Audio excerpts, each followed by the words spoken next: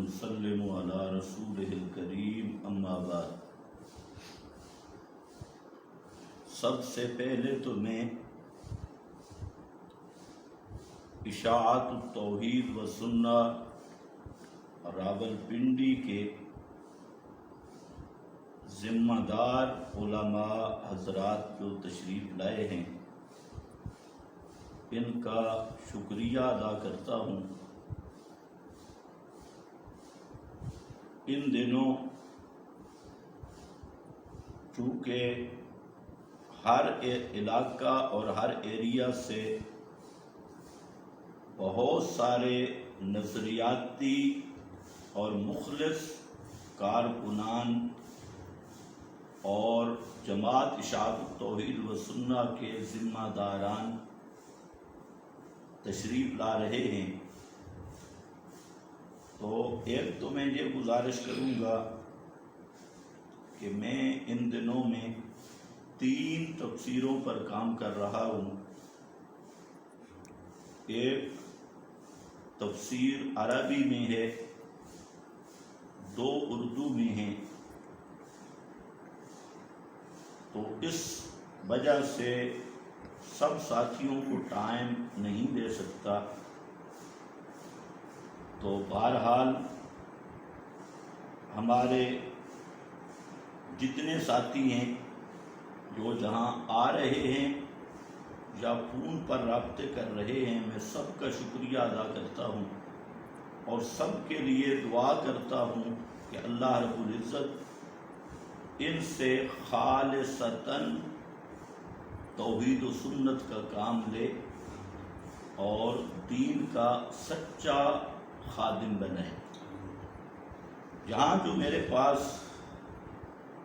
اشاعت التوحید و سنہ راولپنڈی کے ذمہ داران حضرات تشریف لائے، ان میں ایک ہمارے حضرت مولانا مفتی عطاء اللہ ذیشانی صاحب دامت وجودہم، جو نائب امیر ہیں اشاعت التوحید راولپنڈی اسلام آباد کے، اور اسی طرح حضرت مولانا قاری حسن معاویہ صاحب، حضرت مولانا محمد علی شاہ صاحب اور حضرت مولانا عبید اللہ صاحب جو ناظم مالیات ہیں اشاعت التوحید و سنہ راولپنڈی سے، تو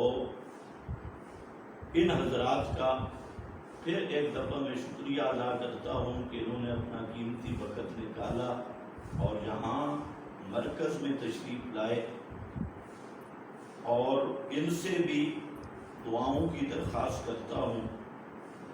اور صرف ایک بات عرض کرتا ہوں کہ اشاعت التوحید و سنہ ایک نظریاتی جماعت ہے اور یہ عقائد کی محنت ہے، تو میری گزارش یہ ہے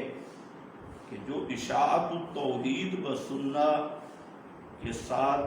منسلک حضرات ہیں انہیں اپنے نظریہ کا دفاع کرنا چاہیے، اپنے مشن کے ساتھ مخلص ہونا چاہیے۔ انفرادی وفاداریاں یہ کام نہیں دیتی، نظریہ اور مشن کی وفاداری یہ ہمارا اصل مقصد ہے۔ اللہ تعالیٰ مجھے بھی اور آپ سب کو